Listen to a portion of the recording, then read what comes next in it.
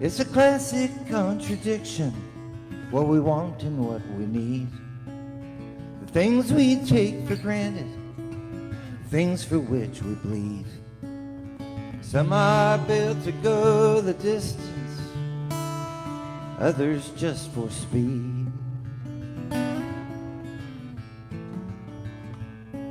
But to taste the fruits of our labor, we gotta start with good seeds.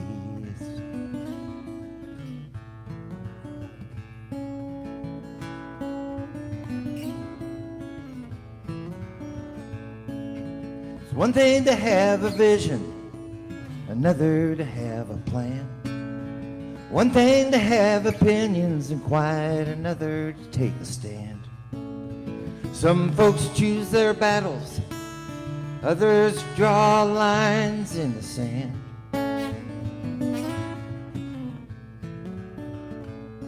Well, you can scream about injustice, but you'd better be willing to lend a hand.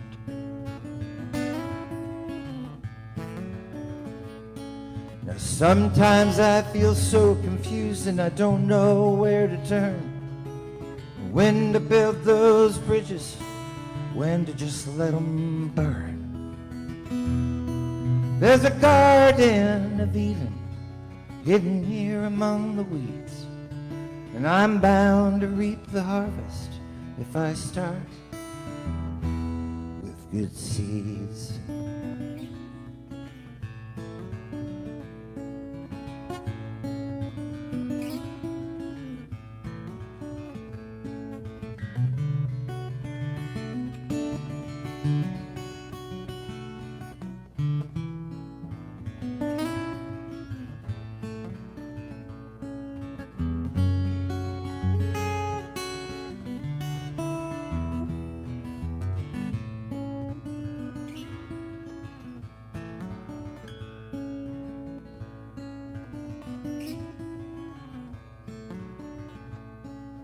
It's one thing to know heartache, another to feel pain.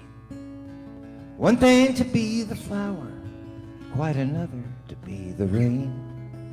So don't think you're not good enough, that you don't deserve all that you've gained. For the universe is generous to those who don't complain.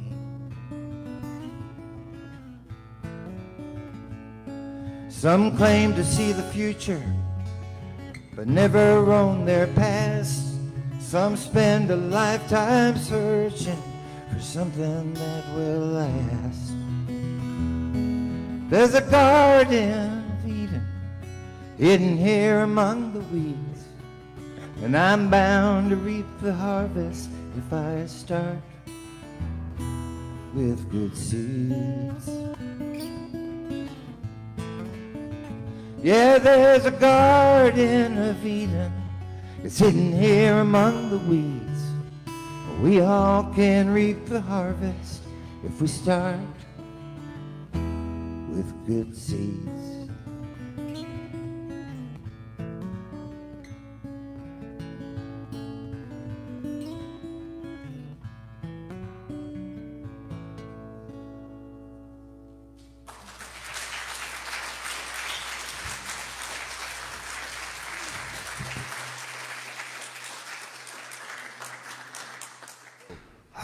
Thank you, Greg. Good morning, one and all. I'm very on. I can tell you can hear me. Great. For those that don't know me, I am Reverend Edward Trout. My pronouns are he, him. I'm an ordained interfaith minister through One Spirit Seminary out of New York. And it's my great pleasure to be your speaker on this Easter morning. I want to start with a story that I learned about in college. I learned about it in my psychology class, so anybody that has a psychology background may very well be familiar with this. I actually had to refresh my memory on it. I went to a site called Simply Psychology just to make sure I was getting my facts straight about it. It was an experiment conducted at Johns Hopkins University between 1919 and 1920. It was done by John B. Watson and Rosalie Rayner, and it was the Little Albert experiment. There was a 9-month-old that these two had encountered who was fearless. You could introduce anything to him, and he had no response to anything except loud noise. He had a significant aversion to really loud, unexpected noises. So with the mother's permission, these two started experimenting with him. They set a baseline, introducing things like a white rat, a rabbit, a dog, a monkey, all these things. No response. He was absolutely fine, fearless child. But again, loud noises still bothered him. So what they started doing was pairing, showing him the white rat with a really loud noise. So the rat was fine, but then they would bang a hammer on a piece of metal behind him, startle him, and make him cry. And much like the Pavlov's dogs that you're all familiar with, he eventually started associating this white rat with the soon-to-come loud noise. So all you had to do was show him the rat, and he would get afraid, he would start crying, and he would try to get away from it. And when time would elapse and they would bring him back in, if it had kind of reset and he wasn't as afraid, all you had to do was show him the rat and give him the noise again, and it was right there again. Then they started transferring it to some of the other things, the rabbit, the dog, and so on, creating this fear.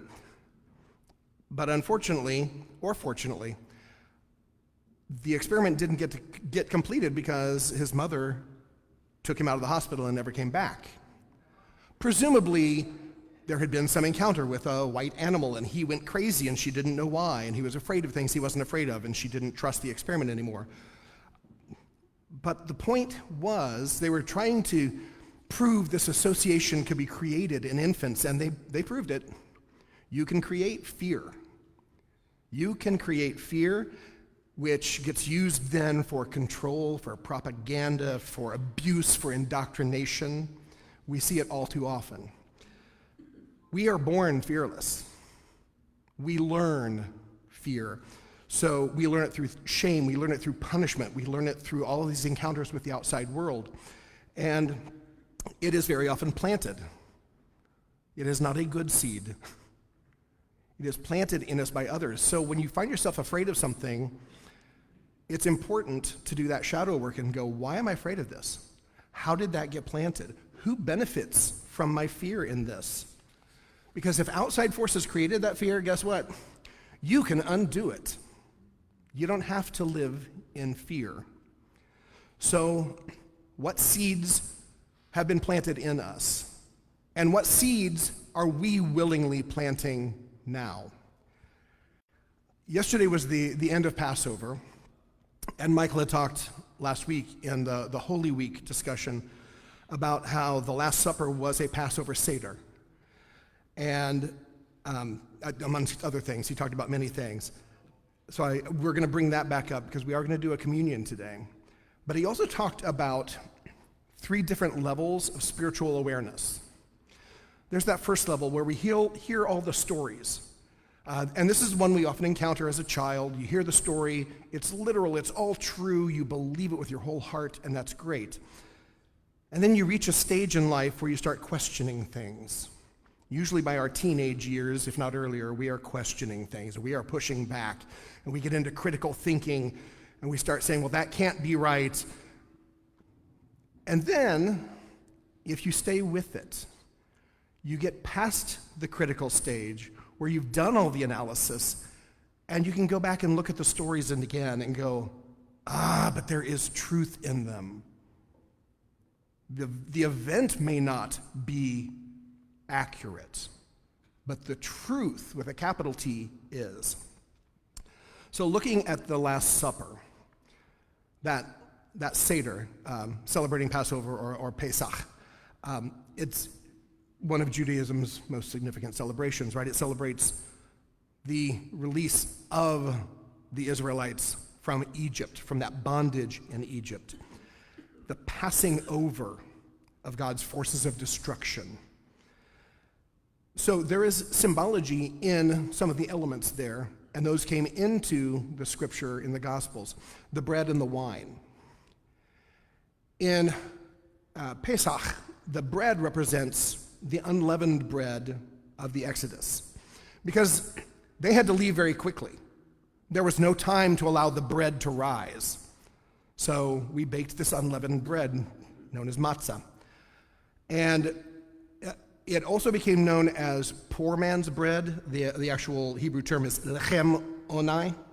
And that implies suffering. So it represents suffering, but also very much freedom, right? And then the wine. Now, wine can be a royal drink, and it also symbolizes freedom. But specifically in a Seder, in a Passover Seder, there are 4 cups of wine. And they have different representations. And this is taken from Torah resources. The first cup is the cup of sanctification. For God says, I am the Lord, and I will bring you out from under the burdens of the Egyptians. The second cup, the cup of deliverance, where God says, I will deliver you from their bondage. The third cup, the cup of redemption. I will also redeem you with an outstretched arm and with great judgments. And the fourth cup, the cup of hope. For God says, then I will take you for my people, and I will be your God. I don't think it's a coincidence that Jesus was tying his message with his followers in with an event that focuses on sanctification, deliverance, redemption, and hope.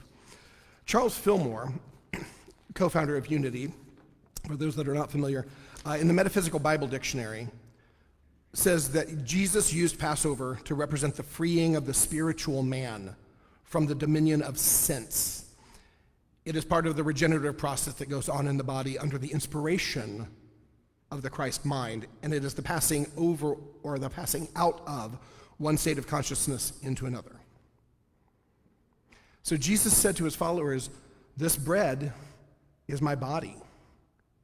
Eat this in remembrance of me. Again, from Revealing Word, metaphysically, bread represents the universal substance, the substance of the Christ and the Christ body. And he said, this wine is my blood. Drink this in remembrance of me. So the metaphysical meaning of wine is the vitality that forms the connecting link between the soul and the body. It's that all-pervading, free essence. So the substance and the movement of essence, those are the bread and the wine.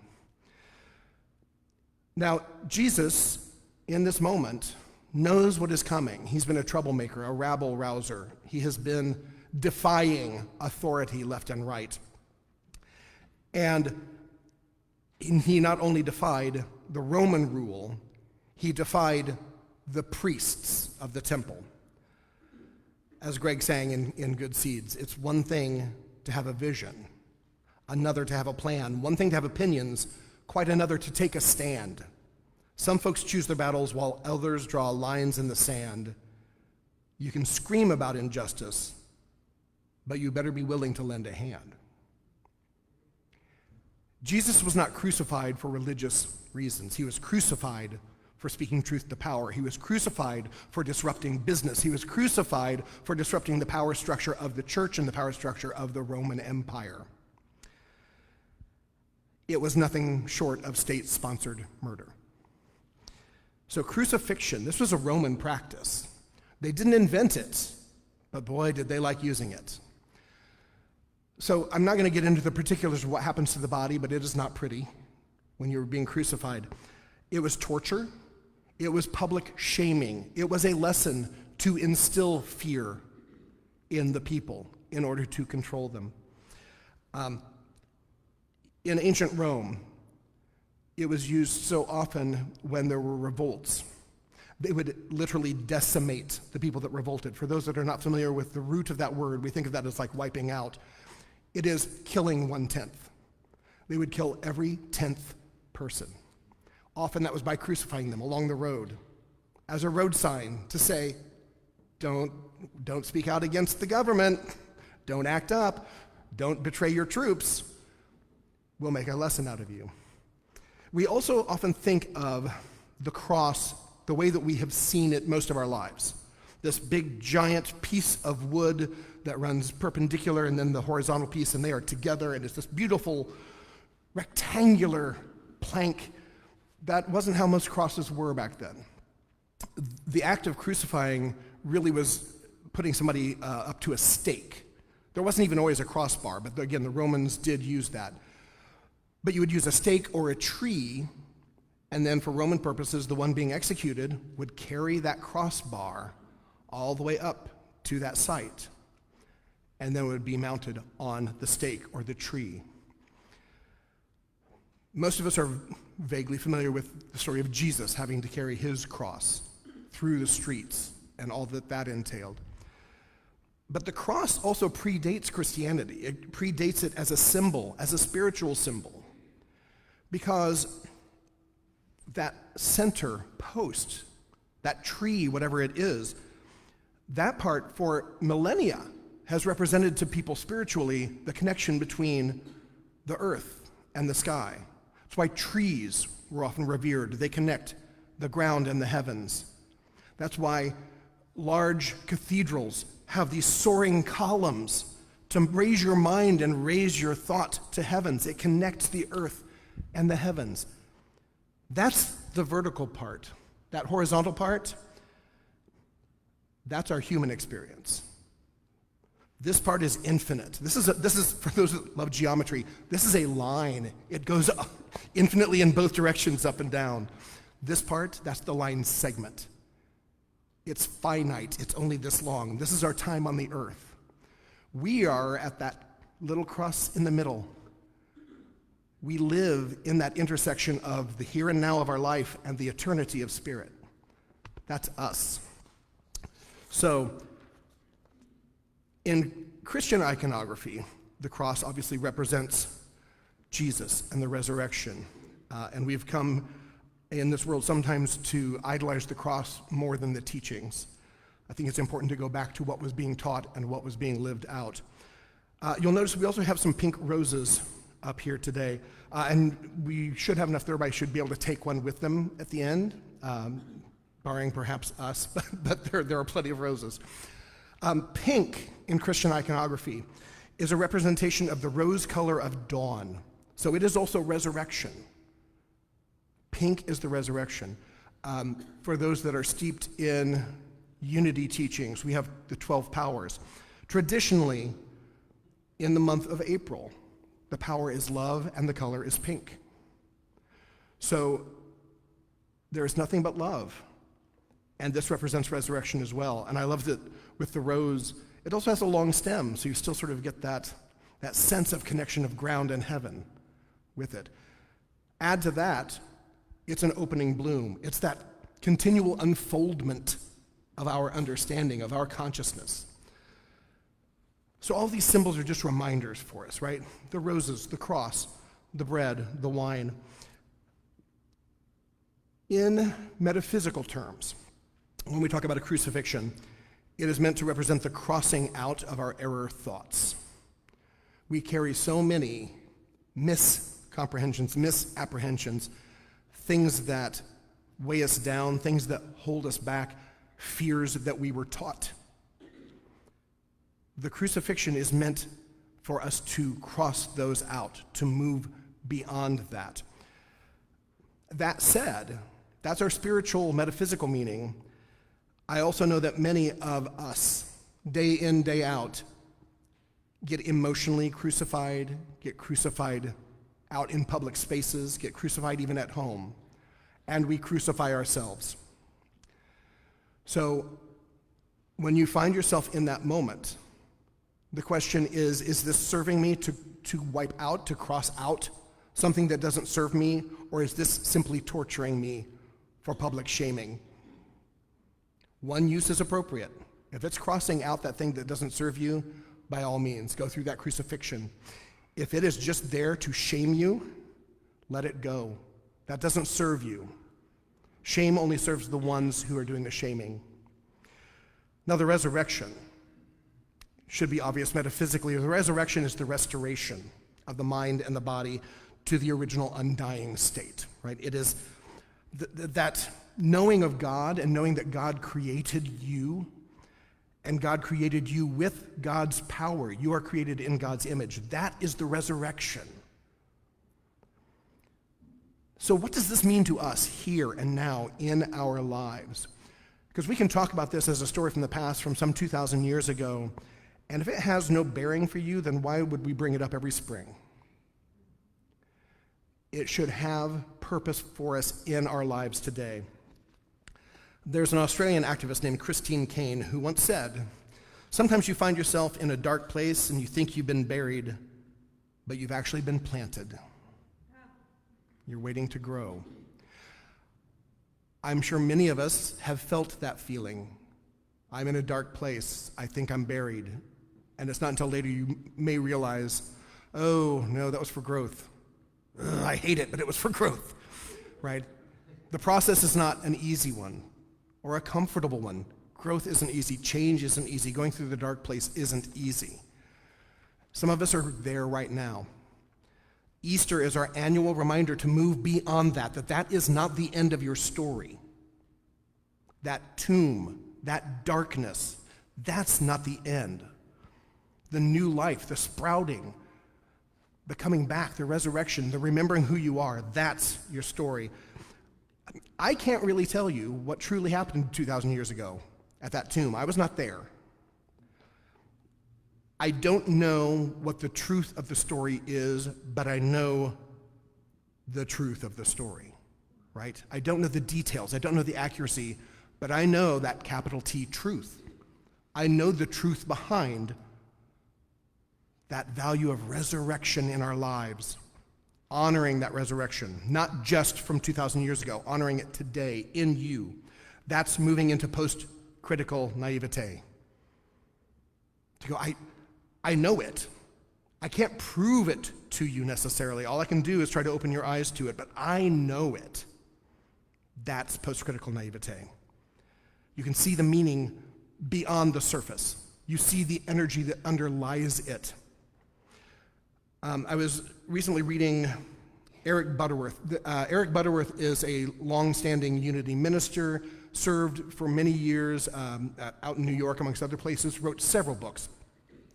He had a 1979 Easter sermon where he said, "Easter proclaims more than anything else that there is a real-life genius within you. It is not simply talking about the fact that a man rose from the dead 2,000 years ago. It's talking about the fact that there were certain fundamental principles which man understood about life, which tell you some things about yourself. That there is a fundamental real-life genius within you struggling for releasement. If you can get into the consciousness, even to a certain limited degree, the consciousness that Jesus experienced, and let Easter live in you, then the stones of all kinds of limitations can be rolled away from your tomb, and many of us experience all sorts of tombs in our lives. The need is not to set it right, but to see it rightly." I want to say that one again. The need is not to set it right, but to see it rightly, to get on the level of the consciousness where we can let it go, stop resisting, stop saying, why did it happen or how did it happen? And can suddenly see from a clear perspective that enables us not only to see through the dark hour, through the experience, but to see on beyond, to see the principles of all things working together for good. Whew. So I want to move from that on into a communion experience. So I'm going to explain how it's going to work, and I'll give you some things that I would like for you to also consider as you're going through this. But you don't need to move yet. But just to explain, we have two aisles here. So you can go into both aisles. I think there's just a little more bread and wine, it's just grape juice, on this side, because there's normally more seating on this side. So fill the aisles. You will come up. We will have Mark and Crystal helping to hand out the bread so that we're not all handling a plate full of bread, and then you can grab a small cup of juice. When you take the bread, and when you consume the bread especially, remember it is the universal substance. It is the substance of the Christ life, and it reminds us of worldly suffering, but also redemption and freedom. When you drink the wine, remember it's that energy that flows between the body and the spirit. It is the movement. It is the energy of sanctification, deliverance, redemption, and hope. And then you get to take a rose. So when you take a rose, remember it also represents that stake, that pillar, that tree, that growth connecting the worldly with the heavenly. The pink color is your resurrection, and the unfolding is your unfolding. Michael, if you would quickly say a blessing over the bread and the fake wine, that would be great. And Mark and Crystal, if you want to get in place, because I will want you to partake first. So everybody else, I want you to take just a moment, take a nice deep breath. Let that out. And as we prepare for communion, center yourself in and as the divine, and know that there is only love here as you partake in this communion. All right. You may feel free to get into the aisles and then come up once at a time. Once you have your bread and wine, get your rose, and then go out the outer aisle to get back to your seat so we can keep the traffic pattern open.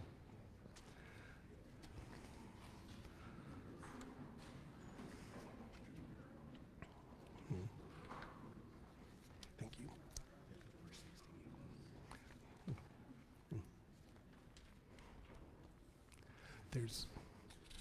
There should be plenty of bread and wine. It's the roses that we might run out. Where's the third vase? The third vase? Oh, thank you.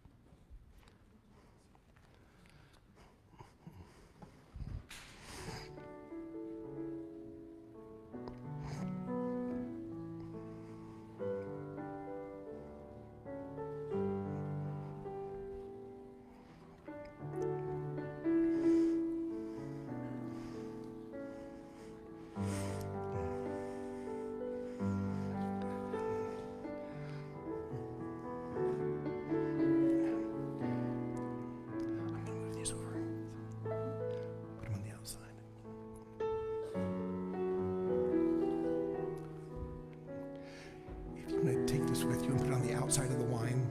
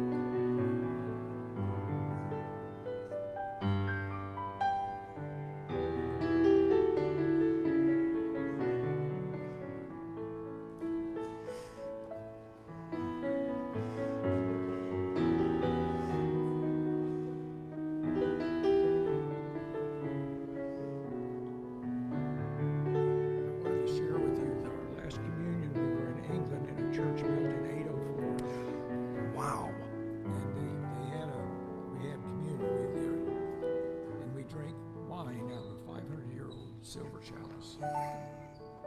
What an experience. I bet. All the people that have had that. Yes. Wine out of that. Yes. Just an amazing experience. I wish we had a 500-year-old chalice. If we did, we would use it. Thank you for sharing. 500-year-old plastic. Yes.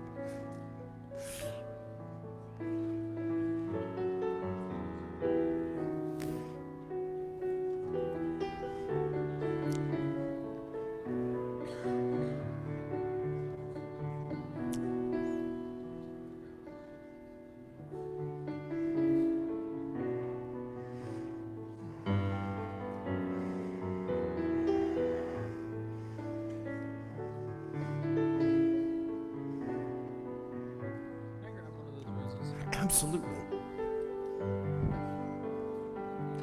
Take two if you want. Yeah.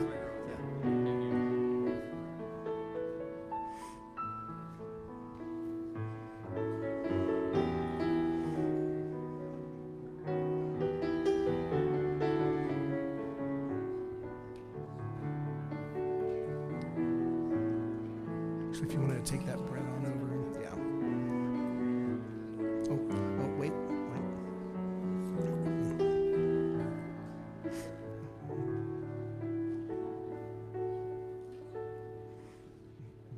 Yep. That's why I brought them down. Yep.